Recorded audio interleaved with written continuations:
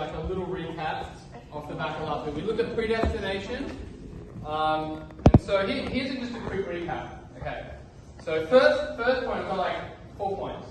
First one, coming up on the, should be, is that? Yeah, okay. So the Bible teaches us that because of our sin, in our natural state, we always choose sin and we never choose God. And that means, and this is a really difficult thing to get your head around, we don't have free will. I'm just going to let that sink in for a moment.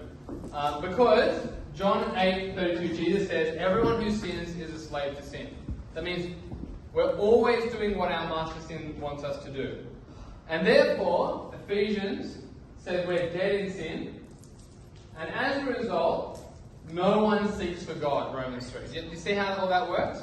Because we're always wanting to sin, follow sin, we never seek God. We never choose God. Okay, so that's the first thing. So, we always choose sin. We don't have free will. Second thing is, God chooses people not because of anything we will do, but because of His grace. Because we never choose God, it has to be, and the Bible teaches God chooses us. Now, how does He does this as we read the Bible, and His Spirit gives us a new heart, and He gives us faith. And this idea of God choosing us by His grace is seen over and over again in Ephesians 1. He chose us in Him before the creation of the world to be holy and blameless in His sight. In love He predestined us for adoption to sonship through Jesus Christ, in accordance with His pleasure and will, to the praise of His glorious grace. Okay, so it's God that chooses us because of His grace. 3, we must remember He has the right to determine what's right and fair. God's God, you're not God. And so that's what you see in that Romans 9 passage. It actually talks about how, what if God wanting to, what right does the clay have to say to the potter, why did you make me like this? Has not God got the right to make out of that same lump of clay, some for noble purposes and some for ignoble purposes? So the idea is, all of us, this is us, right? All of us, we've all rejected God, so we're all in God's judgment, and so we deserve, judgment. That's what happens. But so the default isn't how dare God not save some people on some island or something like that. The question should be, how is it possible for anyone to be saved? Because we've all sinned, so all part of this same group of people in Adam who have sinned. So what God does is, He, in His mercy is undeserved, right? Because after Adam sinned, He should have blotted us all out. But in mercy, He kept them alive, He kept them having children, and so that, this one is Asher, right? Oh, He just saved Asher. And then this one, that's Ashley, all the A's. Boom. And then go on, and like millions of people. Saving one would have been incredible, but He saved millions of people. And the idea is it's up to God. God could have kept everyone in sin. God could have not saved anyone, but in His kindness, He chose to save some. And so the default should be, wow, I can't believe He saved anyone. Not, how dare He not save so-and-so, because we've all rejected God, and no one chooses God. And so the last point is, we should be bold and thankful. Because no matter how persuasive we are, if someone's dead in sin, right, then you can talk all you want, it's not going to save them.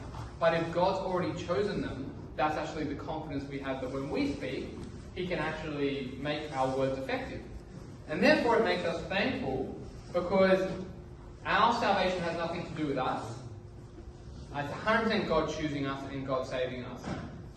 And therefore also, if it's nothing to do with us, it means we can never fall away. Because God's the one who holds on to us. Now that leads to other questions which I'm not going to go into right now. But there's a little recap of predestination from last week. Yes?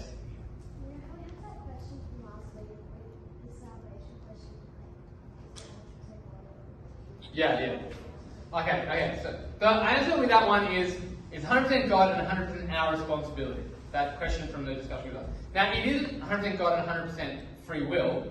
It's 100% human responsibility. And why that is because, actually, Mary and I caught up this week. We talked about this exact same question, I think, last week.